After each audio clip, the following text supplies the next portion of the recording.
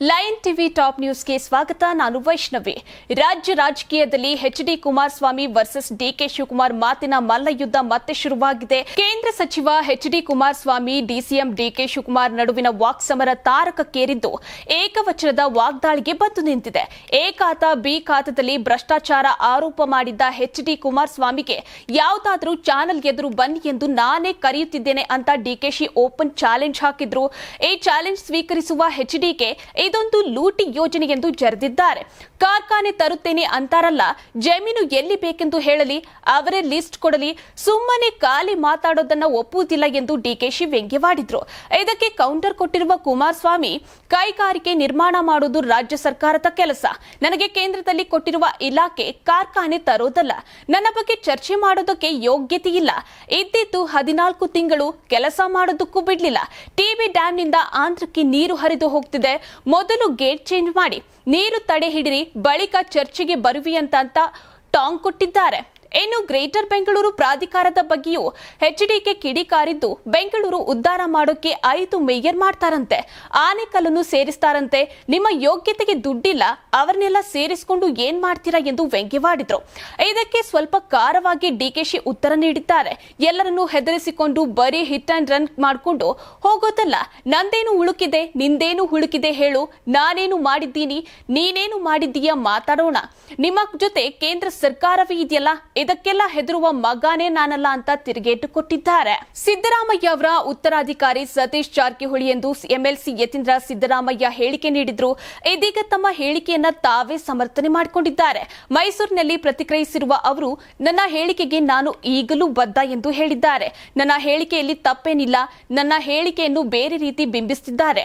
ಇನ್ನು ಪಕ್ಷದಿಂದ ನನಗೆ ಯಾವುದೇ ನೋಟಿಸ್ ಬಂದಿಲ್ಲ. ಪಕ್ಷ ನೋಟಿಸ್ ಕೊಟ್ರೆ ಅದಕ್ಕೆ ನಾನು ಉತ್ತರ ಕೊಡ್ತೀನಿ. ಪಕ್ಷದ ಆಂತರಿಕ ವಿಚಾರವನ್ನ ಬಹಿರಂಗವಾಗಿ ಮಾತನಾಡಲ್ಲ. ನೋಟಿಸ್ ಬಂದಾಗ ನೋಡ್ಕೊಳ್ಳೋಣ. ನನ್ನ ಹೇಳಿಕೆಯಲ್ಲಿ ಯಾವುದೇ ತಪ್ಪಿರಲಿಲ್ಲ. ನಮ್ಮ ಪಕ್ಷದಲ್ಲಿ ಅಹಿಂದ ಮತ್ತು ಸಾಮಾಜಿಕ ಬದ್ಧತೆ ಇರುವವರು ಬೇಕಾದಷ್ಟು ನಾಯಕರು ಇದ್ದಾರೆ. ಅವರೆಲ್ಲರಿಗೂ ಲೀಡ್ ಮಾಡೋಕೆ ಅರ್ಹತೆ ಇದೆ. ನವೆಂಬರ್ ಕ್ರಾಂತಿ ಎಲ್ಲವೂ ಊಹಾಪೋಹ.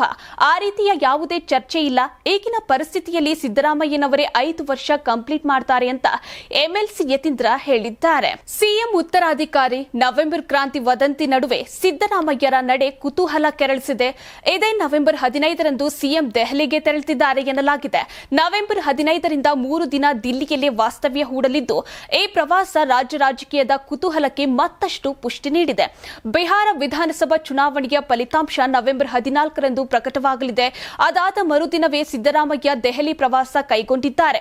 ಹಿರಿಯ ನಾಯಕ ಕಪಿಲ್ ಸಿಬಲ್ ಅವರ ಪುಸ್ತಕ ಬಿಡುಗಡೆ ಕಾರ್ಯಕ್ರಮದಲ್ಲಿ ಭಾಗವಹಿಸಲು ತೆರಳುತ್ತಿರುವುದಾಗಿ ಮುಖ್ಯಮಂತ್ರಿ ಕಚೇರಿಯಿಂದ ಮಾಹಿತಿ ಸಿಕ್ಕಿದೆ. ಆದರೆ ಪುಸ್ತಕ ಬಿಡುಗಡೆ ಕಾರ್ಯಕ್ರಮಕ್ಕೆಂದು ತೆರಳುತ್ತಿರುವವರು 3 ದಿನ ಅಲ್ಲೇ ಉಳಿದುಕೊಳ್ಳುತ್ತಿರುವುದು ಭಾರಿ ಕುತೂಹಲ ಮೂಡಿಸಿದೆ. ಈ 3 ದಿನಗಳ ಭೇಟಿ ವೇಳೆ ಹೈಕಮಾಂಡ್ ವರಿಷ್ಠರನ್ನು ಭೇಟಿಯಾಗುವ ಸಾಧ್ಯತೆ ಹೆಚ್ಚಿದೆ. ಈ ವೇಳೆ ಸಂಪುಟ ವಿಸ್ತರಣೆ ಅಥವಾ ಪುನರ್ರಚನೆ ಕುರಿತು ಮಹತ್ವದ ಮಾತುಕತೆ ನಡೆಯಲಿದೆ ಎಂದು ಮೂಲಗಳು ಹೇಳ್ತಿವೆ.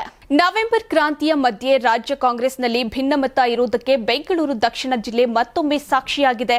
ಇಂದು ಮುಖ್ಯಮಂತ್ರಿ ಸಿದ್ದರಾಮಯ್ಯ ಭಾಗಿಯಾಗಿದ್ದ ದಾರುಲ್ ಕುರಾನ್ ಕ್ಯಾಂಪಸ್ ಉದ್ಘಾಟನೆಯಲ್ಲಿ ಸ್ಥಳೀಯ ಶಾಸಕರು ಭಾಗಿಯಾಗಿರಲಿಲ್ಲ.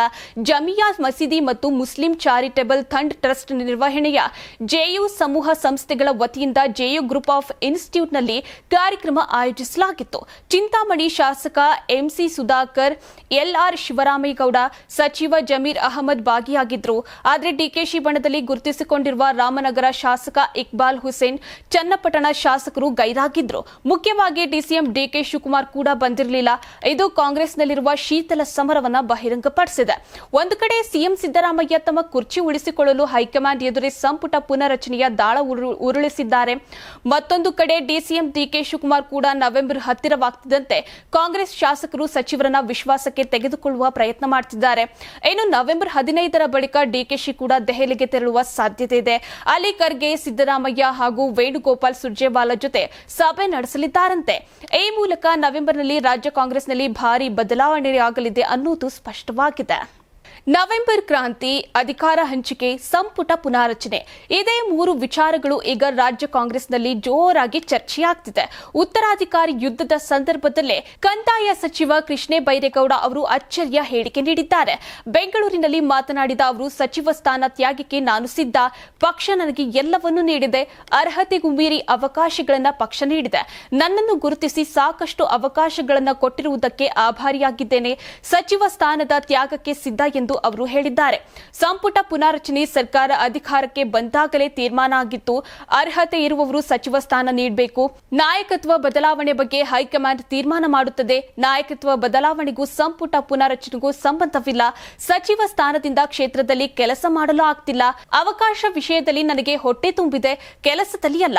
ಅವಕಾಶ ವಿಚಾರದಲ್ಲಿ ನನಗೆ ಸಂತೃಪ್ತಿ ಇದೆ ಎಂದು ಸಚಿವ ಕೃಷ್ಣ ಬೈರೇಗೌಡ ಹೇಳಿದ್ದಾರೆ. ಸಂಪುಟ ಪುನಾರಚನೆ ಆದರೆ ಹೊಸ ಮುಖಗಳಿಗೆ ಅವಕಾಶ ನೀಡುವ ಸಾಧ್ಯತೆ ಇದೆ. ಸಂಪುಟದಿಂದ ಹೊರಬೀಳುವ ಭೀತಿಯಿಂದ ಕೆಲವು ಪ್ರಭಾವಿ ಸಚಿವರು ಪ್ರತ್ಯೇಕ ಸಭೆ ನಡೆಸಿದ್ದಾರೆ.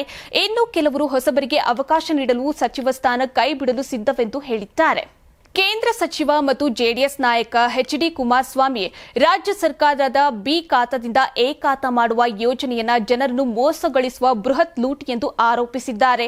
ಬೆಂಗಳೂರಿನ ಜೆಡಿಎಸ್ ಕಚೇರಿಯಲ್ಲಿ ಮಾತನಾಡಿದ ಅವರು, ಇದು ಸರ್ಕಾರದ 6ನೇ ಗ್ಯಾರಂಟಿ, ಜನತೆಗೆ ಟೋಪಿ ಹಾಕುವ ಯೋಜನೆ ಎಂದು ಕಿಡಿಕಾರಿದ್ದಾರೆ.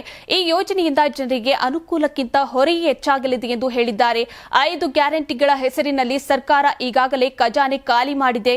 ಈಗ ಎ ಖಾತಾ, ಬಿ ಖಾತಾ ಯೋಜನೆಯ ಮೂಲಕ ಜನರನ್ನು ಮತ್ತೆ ಲೂಟಿ ಮಾಡಲು ಮುಂದಾಗಿದೆ ಎಂದು ಎಚ್ಡಿಕೆ ಆರೋಪಿಸಿದ್ದಾರೆ. ಬೆಸ್ಕಾಂನಲ್ಲಿ ಸಾವಿರಾರು ಅರ್ಜಿಗಳು ಬಂದರೂ ಜನರಿಗೆ ಯಾವುದೇ ಪ್ರಯೋಜನವಿಲ್ಲ.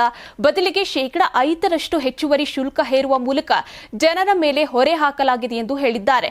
ಜನರಿಗೆ ಎಚ್ಚರಿಕೆ ನೀಡಿದ ಎಚ್ಡಿಕೆ, ಈ ದೀಪಾವಳಿ ಉಡುಗೊರೆಯಿಂದ ದಾರಿ ತಪ್ಪಬೇಡಿ, ನಿಮ್ಮ ಮನೆ ಹಾಳು ಮಾಡಿಕೊಳ್ಳಬೇಡಿ, ಇನ್ನೆರಡು ವರ್ಷ ತಾಳ್ಮೆ ಇರಲಿ, ನಮ್ಮ ಸರ್ಕಾರ ಬಂದಾಗ ಯಾವುದೇ ಸುಲಿಗೆ ಇಲ್ಲದೆ ಸಮಸ್ಯೆ ಬಗೆಹರಿಸುತ್ತೇವೆ ಎಂದು ಹೇಳಿದರು. ಸರ್ಕಾರದ ಖಜಾನೆ ತುಂಬಿಸಿಕೊಳ್ಳಲು 1,200 ಕೋಟಿ ಸಂಗ್ರಹಿಸುವ ಯತ್ನದಲ್ಲಿದೆ ಎಂದು ಎಚ್ಡಿಕೆ ಕುಮಾರಸ್ವಾಮಿ ಆರೋಪಿಸಿದರು. ಧರ್ಮಸ್ಥಳ ಬುರುಡೆ ಪ್ರಕರಣ ದಿನದಿಂದ ದಿನಕ್ಕೆ ಸ್ಫೋಟಕ ತಿರುವು ಪಡೆಯುತ್ತಿದೆ. ಪ್ರಕರಣದ ತನಿಖೆ ಗಂಭೀರ ಹಂತಕ್ಕೆ ತಲುಪಿದ್ದು, ಎಸ್ಐಟಿ ಅಧಿಕಾರಿಗಳು ಮತ್ತೊಮ್ಮೆ ಮಹೇಶ್ ತಿಮರೋಡಿ, ಗಿರೀಶ್ ಮಟ್ಟಣ್ಣನವರ್, ಜಯಂತ್ ಟಿ ಮತ್ತು ವಿಠಲ್ ಗೌಡ ಅವರಿಗೆ ನೋಟಿಸ್ ನೀಡಿದ್ದಾರೆ. ಮುಂದಿನ ಸೋಮವಾರ ಬೆಳಗ್ಗೆ 10:30ಕ್ಕೆ ಬೆಳ್ತಂಗಡಿ ಎಸ್ಐಟಿ ಕಚೇರಿಗೆ ಹಾಜರಾಗಲು ಸೂಚಿಸಲಾಗಿದ್ದು, ವಿಚಾರಣೆಗೆ ಹಾಜರಾಗದಿದ್ದರೆ ಬಂಧನ ಕ್ರಮ ಕೈಗೊಳ್ಳಲಾಗುತ್ತದೆ ಎಂದು ತನಿಖಾಧಿಕಾರಿ ಜಿತೇಂದ್ರ ದಯಾಮ್ ಎಚ್ಚರಿಕೆ ನೀಡಿದ್ದಾರೆ. ಬಿಎನ್ಎಸ್ಎಸ್ 35/3 ಅಡಿಯಲ್ಲಿ ನೀಡಲಾದ ನೋಟಿಸ್ನಲ್ಲಿ ಪ್ರಕರಣಕ್ಕೆ ಸಂಬಂಧಿಸಿದ ಹಲವು ಮಹತ್ವದ ಸಂಗತಿಗಳನ್ನು ದೃಢಪಡಿಸಲು ಈ 4 ಹಾಜರಾಗಬೇಕೆಂದು ಸ್ಪಷ್ಟಪಡಿಸಲಾಗಿದೆ. ಪ್ರಕರಣದ ಪ್ರಮುಖ ಅಂಶಗಳನ್ನು ಖಚಿತಪಡಿಸಲು ಅವರ ಸಹಕಾರ ಅಗತ್ಯವಿದೆ ಎಂದು ಎಸ್ಐಟಿ ಅಧಿಕಾರಿಗಳು ತಿಳಿಸಿದ್ದಾರೆ. ಯಾವುದೇ ಅಪರಾಧ ಕಾರ್ಯಗಳಲ್ಲಿ ತೊಡಗಿಸಿಕೊಳ್ಳಬಾರದು, ಸಾಕ್ಷಿಗಳ ಮೇಲೆ ಪ್ರಭಾವ ಬೀರಬಾರದು ಮತ್ತು ತನಿಖೆಯಲ್ಲಿ ಸಂಪೂರ್ಣ ಸಹಕಾರ ನೀಡಬೇಕು ಎಂದು ನೋಟಿಸ್ನಲ್ಲಿ ಸೂಚಿಸಲಾಗಿದೆ. ನೋಟಿಸ್ ಪಾಲನೆ ಮಾಡದಿದ್ದರೆ ನಾಗರಿಕ ಸುರಕ್ಷತಾ ಸಂಹಿತೆಯ ಕಲಂ 35/6 ಅಡಿಯಲ್ಲಿ ಕಾನೂನು ಕ್ರಮ ಕೈಗೊಳ್ಳಲಾಗುವುದು ಎಂದು ಎಚ್ಚರಿಸಲಾಗಿದೆ. ಆಂಧ್ರಪ್ರದೇಶದ ಕರ್ನೂಲ್ ಬಳಿ 20 ಮಂದಿ ಸಜೀವ ದಹನವಾದ ಭೀಕರ ಬಸ್ ದುರಂತದ ತನಿಖೆಯಲ್ಲಿ ಬೆಚ್ಚಿ ಬೀಳಿಸುವ ಸತ್ಯ ಹೊರಬಿದ್ದಿದೆ. ಬಸ್ಸಿನಲ್ಲಿ ಅಕ್ರಮವಾಗಿ ಸಾಗಿಸಲಾಗುತ್ತಿದ್ದ 234 ರಿಯಲ್ಮಿ ಸ್ಮಾರ್ಟ್ ಫೋನ್ಗಳು ಈ ದುರಂತಕ್ಕೆ ಪ್ರಮುಖ ಕಾರಣವಾಗಿರಬಹುದೆಂದು ತಜ್ಞರು ಶಂಕಿಸಿದ್ದಾರೆ. ಬೈಕ್ಗೆ ಡಿಕ್ಕಿ ಹೊಡೆದ ಬಳಿಕ ಉಂಟಾದ ಸಣ್ಣ ಬೆಂಕಿ ಬಸ್ಸಿನಲ್ಲಿದ್ದ ಲಿಥಿಯಂ ಅಯಾನ್ ಬ್ಯಾಟರಿಗಳ ಸ್ಫೋಟದಿಂದ ಕ್ಷಣಾರ್ಧದಲ್ಲಿ ಜ್ವಾಲಾಮುಖಿಯಾಗಿ ಬಸ್ ಸಂಪೂರ್ಣವಾಗಿ ಬೆಂಕಿಗೆ ಆಹುತಿಯಾಯಿತು. ಸ್ಫೋಟಗಳ ಸರಣಿಯಿಂದ ಬೆಂಕಿಯ ತೀವ್ರತೆ 100ರಷ್ಟು ಹೆಚ್ಚಾಗಿ ಬಸ್ನ ಅಲ್ಯೂಮಿನಿಯಂ ನೆಲಹಾಸು ಕೂಡ ಕರಗಿತ್ತು. ಬಾಗಿಲುಗಳು ಜಾಮ್ ಆಗಿ ಪ್ರಯಾಣಿಕರು ಹೊರಬರಲು ಸಾಧ್ಯವಾಗಲಿಲ್ಲ. ಅಗ್ನಿಶಾಮಕ ಅಧಿಕಾರಿಗಳ ಪ್ರಕಾರ ಒಳಗೆ ತಾಪಮಾನವು 1000 ಡಿಗ್ರಿ ಸೆಲ್ಸಿಯಸ್ಗಿಂತ ಹೆಚ್ಚಾಗಿತ್ತು. ಈ ಅಕ್ರಮ ಸರಕು ಸಾಗಣೆ ಮತ್ತು ಸುರಕ್ಷತಾ ನಿಯಮ ಉಲ್ಲಂಘನೆಯೇ ಸಣ್ಣ ಅಪಘಾತವನ್ನು ಭೀಕರ ದುರಂತವನ್ನಾಗಿ ಪರಿವರ್ತಿಸಿದೆ ಎಂದು ತನಿಖೆ ಹೇಳಿದೆ. ಇನ್ನೊಂದೆಡೆ ದುರಂತಕ್ಕೆ ಕಾರಣವಾದ ಬೈಕರ್ ಶಿವಶಂಕರ್ ಕುಡಿದು ಬೈಕ್ ಸವಾರಿ ಮಾಡಿದ್ದಾನೆ ಎಂಬುದು ಸಿಸಿಟಿವಿ ದೃಶ್ಯಗಳಿಂದ ದೃಢಪಟ್ಟಿದೆ. ರಾಂಗ್ ರೂಟ್ನಲ್ಲಿ ಅತಿ ವೇಗದಲ್ಲಿ ಬೈಕ್ ಹಾಯಿಸಿದಾಗ ಬಸ್ಗೆ ಡಿಕ್ಕಿ ಹೊಡೆದು ಈ ದುರಂತಕ್ಕೆ ಕಾರಣನಾದ. ಕೇವಲ 40 ನಿಮಿಷಗಳಲ್ಲಿ 20 ಜೀವಗಳು ಬಲಿಯಾದ ಈ ಘಟನೆ ಅಕ್ರಮ ಸರಕು ಸಾಗಣೆ ಮತ್ತು ಡ್ರಿಂಕ್ ಅಂಡ್ ಡ್ರೈವ್ನ ಗಂಭೀರ ಅಪಾಯವನ್ನ ಮತ್ತೆ ನೆನಪಿಸಿದೆ. ಮಹಾರಾಷ್ಟ್ರದ ಸತಾರಾ ಜಿಲ್ಲೆಯಲ್ಲಿ ಮಹಿಳಾ ವೈದ್ಯೆಯ ಆತ್ಮಹತ್ಯೆ ಪ್ರಕರಣಕ್ಕೆ ಸ್ಫೋಟಕ ತಿರುವು ಸಿಕ್ಕಿದೆ. ಫಾಲ್ತಾನಲ್ಲಿ 26 ವರ್ಷದ ಯುವ ಡಾಕ್ಟರ್ 7 ಸಾಲಿನ ಡೆತ್ ನೋಟ್ ಬರೆದಿಟ್ಟು ಆತ್ಮಹತ್ಯೆ ಮಾಡಿಕೊಂಡಿದ್ದು, ಅದರಲ್ಲಿ ಪೊಲೀಸ್ ಸಬ್ ಇನ್ಸ್ಪೆಕ್ಟರ್ ಗೋಪಾಲ್ ಬದಾನೆ ತನ್ನ ಮೇಲೆ 4 ಬಾರಿ ಅತ್ಯಾಚಾರ ಮತ್ತು ನಿರಂತರ ಲೈಂಗಿಕ ಶೋಷಣೆ ನಡೆಸಿದ್ದಾನೆ ಎಂದು ಉಲ್ಲೇಖಿಸಿದ್ದಾರೆ. ಜೊತೆಗೆ ಜಮೀನುದಾರನ ಮಗ ಪ್ರಶಾಂತ್ ಬಣಾಕರ್ ಮಾನಸಿಕ ಹಿಂಸೆಗೆ ಕಾರಣವಾಗಿದ್ದಾನೆ ಎಂದು ಬರೆದಿದ್ದಾರೆ. ತನಿಖೆಯಲ್ಲಿ ಆತ್ಮಹತ್ಯೆಗೆ ಮುನ್ನ ಮಹಿಳಾ ವೈದ್ಯೆ ಪ್ರಶಾಂತ್ ಬಣಾಕರ್ ಜೊತೆ ಮಾತನಾಡಿದ್ದಾಳೆ ಎಂಬ ಮಾಹಿತಿ ಲಭ್ಯವಾಗಿದೆ. ಸತಾರಾ ಪೊಲೀಸರು 2 ವಿಶೇಷ ತಂಡಗಳನ್ನು ರಚಿಸಿ ತನಿಖೆ ಆರಂಭಿಸಿದ್ದು, ಪ್ರಶಾಂತ್ ಬಣಾಕರ್ ಅವರನ್ನು ಸ್ನೇಹಿತನ ಫಾರ್ಮ್ ಹೌಸ್ನಿಂದ ಬಂಧಿಸಲಾಗಿದೆ. ಆದರೆ ಪ್ರಮುಖ ಆರೋಪಿ ಪಿಎಸ್ಐ ಗೋಪಾಲ್ ಬದಾನೆ ತಲೆಮರೆಸಿಕೊಂಡಿದ್ದು, ಅವರಿಗಾಗಿ ತೀವ್ರ ಹುಡುಕಾಟ ನಡೆಯುತ್ತಿದೆ. ಡೆತ್ ನೋಟ್ನಲ್ಲಿ ಪ್ರಭಾವಿ ಸಂಸದ ಹಾಗೂ ಸಹಚರರು ನಕಲಿ ವೈದ್ಯಕೀಯ ಪ್ರಮಾಣ ಪತ್ರ ನೀಡಲು ಒತ್ತಡ ಹಾಕಿದ್ರು. ನಿರಾಕರಿಸಿದ ಬಳಿಕ ಕಿರುಕುಳ ಹೆಚ್ಚಾಗಿತ್ತು ಎಂಬುದು ಬಹಿರಂಗವಾಗಿದೆ. ಈ ಪ್ರಕರಣ ರಾಜ್ಯದೆಲ್ಲೆಡೆ ಆಕ್ರೋಶ ಹುಟ್ಟಿಸಿದ್ದು, ಮಹಿಳಾ ವೈದ್ಯೆಗೆ ನ್ಯಾಯ ನೀಡಬೇಕೆಂದು ಸಾರ್ವಜನಿಕರು ಮತ್ತು ರಾಜಕೀಯ ನಾಯಕರು ಆಗ್ರಹ ವ್ಯಕ್ತಪಡಿಸಿದ್ದಾರೆ. ಆಸ್ಟ್ರೇಲಿಯಾ ಪ್ರವಾಸದಲ್ಲಿದ್ದ ಭಾರತ ಏಕದಿನ ತಂಡ ಸರಣಿಯನ್ನು ಕಳೆದುಕೊಂಡಿದ್ದರೂ ಕೊನೆಯ ಪಂದ್ಯದಲ್ಲಿ ಅದ್ಭುತ ಗೆಲುವು ಸಾಧಿಸಿದೆ. ಸಿಡ್ನಿಯಲ್ಲಿ ನಡೆದ ಅಂತಿಮ ಪಂದ್ಯದಲ್ಲಿ ಆಸ್ಟ್ರೇಲಿಯಾವನ್ನು 9 ವಿಕೆಟ್ಗಳಿಂದ ಸೋಲಿಸಿ ಪ್ರವಾಸಕ್ಕೆ ಜಯಬೇರಿ ಬಾರಿಸಿದೆ. ಮೊದಲ ಬ್ಯಾಟಿಂಗ್ ಮಾಡಿದ ಆಸ್ಟ್ರೇಲಿಯಾ 46.4 ಓವರ್ಗಳಲ್ಲಿ 236 ರನ್ಗಳಷ್ಟೇ ಗಳಿಸಿತ್ತು. ನಂತರ ಭಾರತದ ಪರವಾಗಿ ನಾಯಕ ರೋಹಿತ್ ಶರ್ಮಾ ಮತ್ತು ವಿರಾಟ್ ಕೊಹ್ಲಿ ಅದ್ಭುತ ಪ್ರದರ್ಶನ ನೀಡಿ ತಂಡವನ್ನು ಸುಲಭ ಗೆಲುವಿನತ್ತ ಕೊಂಡೊಯ್ದರು. ರೋಹಿತ್ ಶರ್ಮಾ ಅಜೇಯ ಶತಕ ಬಾರಿಸಿದರೆ ಕೊಹ್ಲಿ ಅರ್ಧ ಶತಕ ಅದ್ಭುತ ಇನ್ನಿಂಗ್ಸ್ ಆಡಿದ್ರು. ಇಬ್ಬರು ಎರಡನೇ ವಿಕೆಟ್ಗೆ 168 ರನ್ಗಳ ಅಮೂಲ್ಯ ಜೊತೆಯಾಟ ನೀಡಿ ಕೇವಲ 38.3 ಓವರ್ಗಳಲ್ಲಿ ಭಾರತವನ್ನು ಗುರಿಯತ್ತ ಕೊಂಡೊಯ್ದರು. ಈ ಗೆಲುವಿನಿಂದ ಭಾರತ ಕ್ಲೀನ್ ಸ್ವೀಪ್ ಮುಜುಗರದಿಂದ ಪಾರಾಗಿ ಸರಣಿಯನ್ನ 2-1 ಅಂತರದಿಂದ ಮುಗಿಸಿತು. ರೋಹಿತ್ ಶರ್ಮಾ ತಮ್ಮ 33ನೇ ಶತಕವನ್ನು ಪೂರ್ಣಗೊಳಿಸಿ ಆಸ್ಟ್ರೇಲಿಯಾದಲ್ಲಿ 6ನೇ ಶತಕ ಬಾರಿಸಿದ್ರು. ಕೊಹ್ಲಿ ತಮ್ಮ 75ನೇ ಅರ್ಧ ಶತಕದ ಮೈಲುಗಲ್ಲು ತಲುಪಿದ್ರು. ಇಬ್ಬರ ಮಧ್ಯೆ ಇದು ಏಕದಿನ ಕ್ರಿಕೆಟ್ನಲ್ಲಿನ 19ನೇ ಶತಕದ ಜೊತೆಯಾಟವಾಗಿದ್ದು, ಅಭಿಮಾನಿಗಳಿಗೆ ಹಳೆಯ ದಿನಗಳನ್ನ ನೆನಪನ್ನ ತಂದುಕೊಟ್ಟಿತ್ತು.